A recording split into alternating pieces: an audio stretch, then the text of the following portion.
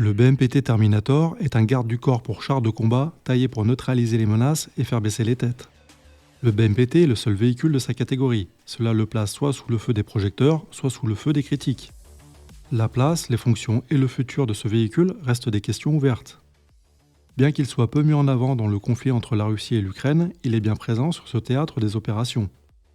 Début février 2024, des sources russes indiquent qu'une nouvelle version du BMPT, basée sur le T-90, serait présente dans la zone de combat. Dans cet épisode, LTDO vous propose de faire un point sur des réflexions russes traitant de l'évolution du BMPT. Le ministère de la Défense russe reçoit les premières livraisons de BMPT fin 2020. Bien que la machine soit alors toujours en développement, le ministère de la Défense considère que l'engin peut intégrer les forces. Malgré cette adoption limitée, le développement se poursuit, indiquant un intérêt continu pour le concept. C'est dans ce contexte que le BMPT Terminator est apparu sur le champ de bataille ukrainien à la fin du printemps 2022. Le ministère de la Défense russe a officiellement annoncé l'utilisation de cet engin à la fin du mois de juillet de la même année. Depuis, le ministère russe de la Défense a publié des vidéos illustrant le Terminator en action dans la zone de combat en Ukraine. Ces vidéos permettent de voir le BMPT-2 en action soit seul, soit en escorte de chars de combat. Il faut indiquer qu'un faible nombre de BMPT aurait été engagé sur ce théâtre des opérations. Il semblerait que ces véhicules aient cependant démontré une efficacité notable dans la protection des chars et le soutien des troupes contre diverses menaces. Le BMPT s'est avéré adaptable à différents types de missions, renforçant sa réputation comme un atout précieux pour les forces armées russes.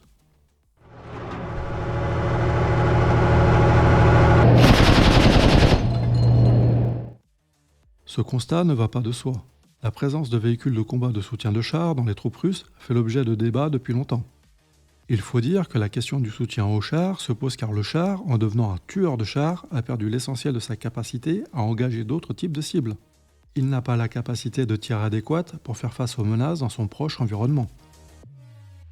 Il faut dire que dans l'armée russe, l'assaut blindé repose sur l'idée d'une coordination étroite entre les chars d'assaut, l'artillerie et l'infanterie mécanisée.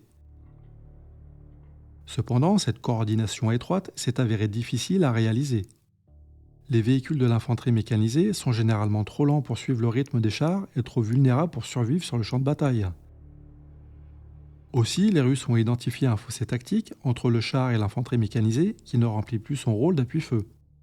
De plus, les Russes ont connu de graves lacunes en matière de capacité de tir direct lors des conflits d'Afghanistan et de Tchétchénie. Ces problèmes tactiques ont conduit au développement du BMPT. Il est conçu pour offrir la capacité de destruction d'une escouade d'infanterie mécanisée dans un système aussi protégé et maniable que les chars qui l'accompagnent. C'est ainsi que dans l'armée russe, un triptyque infernal s'est peu à peu dessiné avec le char de combat, que ce soit les chars de combat T-90, T-72 ou T-80, et les lance-roquettes TOS 1, 2 et 3, et le véhicule de soutien BMPT.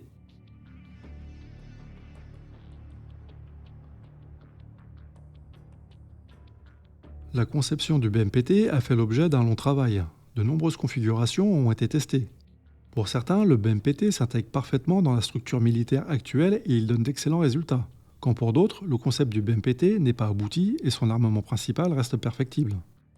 Mais pour les Russes, il semble que la nécessité de développer un véhicule de combat de soutien de char pour lutter contre la manœuvre ennemie soit partagée.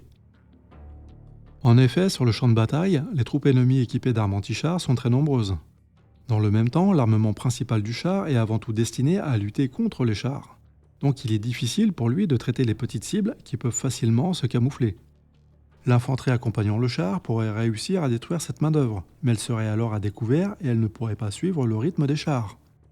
En effet, lorsqu'elle est déployée avec les chars, l'infanterie doit disposer d'un véhicule de combat capable de détruire efficacement le personnel ennemi, de résister aux menaces du champ de bataille et de se déplacer à la même vitesse que les chars. Les véhicules de combat d'infanterie ne répondent pas toujours à ces exigences. Le niveau de protection des VCI est moindre que celui des chars.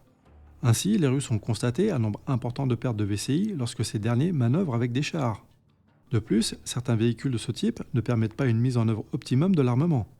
Ces lacunes rendent le VCI inefficace dans la lutte contre une défense ennemie bien organisée et riche en matériel anti-char. Les Russes sont donc arrivés au constat que pour détruire efficacement les points de tir ennemis et les effectifs dangereux pour les chars, Ils ont besoin d'un véhicule d'appui-feu doté d'un niveau de protection équivalent à celui d'un char et capable d'opérer dans la même formation de combat que lui. Pour créer un tel véhicule, le moyen le plus simple et le moins cher serait de prendre un char existant et de l'équiper avec les armes les plus adéquates. Mais toutes les fonctions d'un équipage de chars de combat sont strictement réglementées. Les membres de l'équipage ont leurs propres responsabilités. De plus, les membres d'équipage d'un char ne disposent pas de la visibilité nécessaire. En raison de l'architecture générale du char, il est difficile d'installer un système de lutte contre le personnel sans modification significative du véhicule. Il devient alors préférable de disposer d'un véhicule de combat de soutien au char conçu et dédié à cette fonction. De manière intuitive, il semble souhaitable que ce véhicule soit un dérivé du char qui l'escorte. Une hypothèse semble alors émerger très rapidement. Remplacer la tourelle, abritant le canon de gros calibre, par une tourelle équipée du matériel adéquat et si possible à la taille plus modeste. Cela est bien le cas dans la dernière version du BMPT. Il est armé de 2 canons 2A42 de 30 mm, de 4 missiles anti-chars de type Ataka et d'une mitrailleuse coaxiale de 7,62 mm. Le tout est monté dans une tourelle téléopérée. 2 lance-grenades automatiques, montées dans la coque de certains modèles, complètent le dispositif. Le canon de A42 a une portée de 2000 mètres avec un projectile perforant et de 4 km avec un obus à fragmentation hautement explosif. La munition est de 30 x 165 mm. La cadence de tir peut atteindre 800 coups par minute. Ce canon est très largement utilisé sur les véhicules soviétiques puis russes. Il est placé dans quasiment toutes les tourelles des véhicules blindés, comme ce BMPT-2 équipé d'une tourelle Berezok, et il équipe également les hélicoptères d'attaque Mi-28 et Ka-52. Concernant les munitions du 2A42, l'agence de presse russe TASS indique le 8 avril 2024 que Rostec a achevé les tests d'état des projectiles à détonation contrôlée pour BMPT. Toujours côté canon, certains experts russes indiquent les limites du canon de 30 mm. Ils indiquent une préférence pour une future dotation avec le canon de 57 mm qui équipe le module Baïkal, notamment placé sur le 2S-38. Côté missile, les Ataka-T ont une portée d'environ 6 km. Ils pèsent environ 42 kg et ils ont été développés dans de multiples versions, notamment en version anti-char et en version hautement explosive. Le missile est également mis en œuvre par les hélicoptères de type Mi-24 et Mi-28.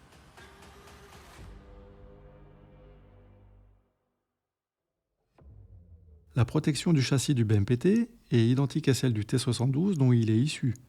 Le BMPT est équipé de blindage additionnel de type Relict. Des vidéos illustrent également le BMPT équipé de blindage additionnel contenu dans des sacs et positionné sur les flancs du véhicule. Il semble que ces contenants ne donnent pas satisfaction car ils sont trop fragiles. Ils seront remplacés par des contenants métalliques plus résistants, notamment lors des passages dans les sous-bois. Mais si l'équipage semble bien protégé dans le châssis, la conception de la tourelle semble offrir une médiocre protection des armements principaux. Du côté de la protection contre les missiles et dans le cadre de la lutte anti-drone, des illustrations récentes permettent de constater l'ajout de Kopkej sur la tourelle du BMPT. C'est une tendance lourde au sein des forces russes et qui semble se diffuser aux autres armées. En effet, certains blindés de Tsahal, comme le Merkava 4, en sont équipés. Toujours dans la thématique de la lutte anti-drone, il existe très peu d'informations sur la mise en place de systèmes de brouillage électronique sur le BMPT. Sauf erreur, il n'existe pour l'heure aucune vidéo ou photo illustrant un BMPT équipé d'un matériel de guerre électronique. Pourtant, de nombreuses solutions ont été développées et mises en œuvre, soit en usine, soit directement sur le terrain. Il est possible de mentionner le système Sanya, monté sur ce T-80 BVM en opération en Ukraine, ou le système Volnorez, lui aussi monté sur un T-80 BVM. Ce matériel monté sur un BMPT pourrait utilement le protéger, mais il pourrait également offrir une couverture supplémentaire aux chars qui l'accompagnent.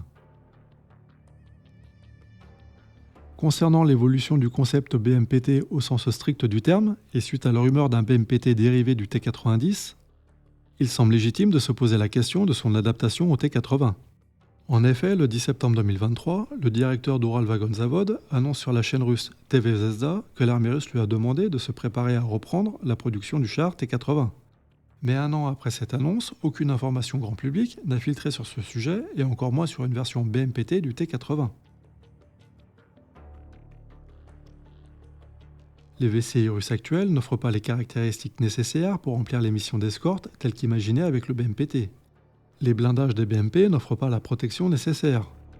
Bien que le BMP-3 soit une plateforme capable d'être dotée d'un armement adéquat comme la version 2S-38 avec son module Baïkal doté d'un canon de 57 mm, la protection de ce véhicule reste insuffisante, même avec l'ajout de protections supplémentaires. De plus, malgré une présentation au public en 2015, les VCI plus lourds comme le Kurgan S-25 ou le T-15 Armata ne sont toujours pas disponibles. Il faut noter que le T-15 Armata a été présenté dans une version dotée des modules Baïkal ou Epoch. Pour mémoire, le module Baïkal est doté d'un canon 2A91 de 57 mm. Le canon dispose d'une cadence de tir de 120 coups par minute. La portée du canon est de 6 km et l'altitude de destruction peut atteindre 4,5 km. Le système de S-38 peut frapper des cibles terrestres à une distance de 3 km.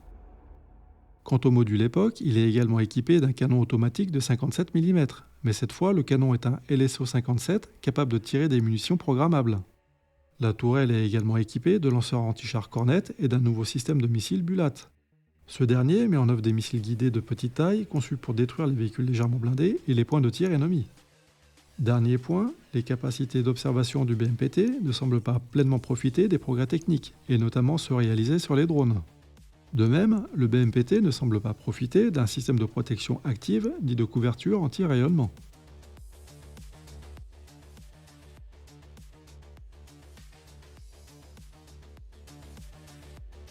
En conclusion, le BMPT incarne la volonté et sûrement l'impérieuse nécessité de trouver un garde du corps au char de combat. Pour remplir cette mission, les Russes ont testé et ils testent encore différentes configurations. Il semble qu'un véhicule offrant les mêmes caractéristiques de mobilité et de protection qu'un char de combat soit incontournable. Le fait que le BMPT puisse embarquer un groupe de fantassins semble être une capacité à envisager pour un futur matériel. Cela semble alors poser la question d'un véhicule dérivé du char de combat, comme un véhicule de type VCI lourd, équipé du matériel adéquat pour remplir les missions de destruction et de protection. Mais pour les Russes, cette configuration n'est pas pour demain. L'adaptation d'un char de combat semble rester une piste sérieuse pour de nombreuses armées dans le monde, et notamment pour l'armée de terre française. Si cette vidéo vous a plu, le pouce en l'air fait toujours plaisir, tout comme l'abonnement à la chaîne. Merci pour votre visite et à bientôt sur LTDO.